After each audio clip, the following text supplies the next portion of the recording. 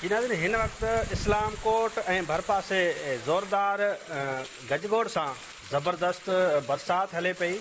इस्लाम कोट शहर ऐं आसपास खेवणनि जे तजलनि ऐं गजगोड़ जे ज़ोरदार धमाकनि सां इंतिहाई ज़बरदस्त बरसाति जेका आहे उहो जारी आहे।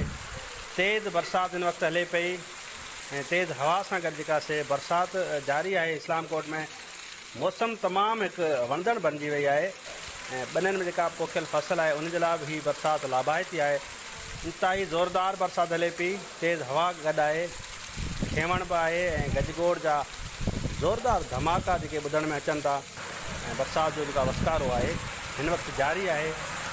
तमामु ज़बरदस्त ऐं ज़ोरदार जेका बरसाति आहे उहो हले पई। इस्लाम कोट शहर ऐं आसपास बरसाति जारी आहे। मारू जेके माण्हू आहिनि उन्हनि जे चेहरनि ते वधीक मुर्कूं जेके आहिनि उहे पकड़ियल आहिनि। मालूद मारू घणा ख़ुशि नज़र अचनि था ऐं हारी आहिनि उहे हिन बरसाति खे वधीक लाभाइती चई रहिया आहिनि त हिन बरसाति बैदि पोखियल फ़सुल जेके आहिनि उहे तमामु सुठा थींदा। बरसाति जो जेको सिलसिलो आहे उहो जारी आहे। हिन वक़्तु हीअ लाइव जेका असां वीडियो रिकॉर्ड कई आहे इन में त बरसाति जो जेका सिलसिलो आहे उहो जारी आहे। इस्लाम कोट ऐं भरपासे ज़ोरदार जेका बरसाति आहे उहो हले पई।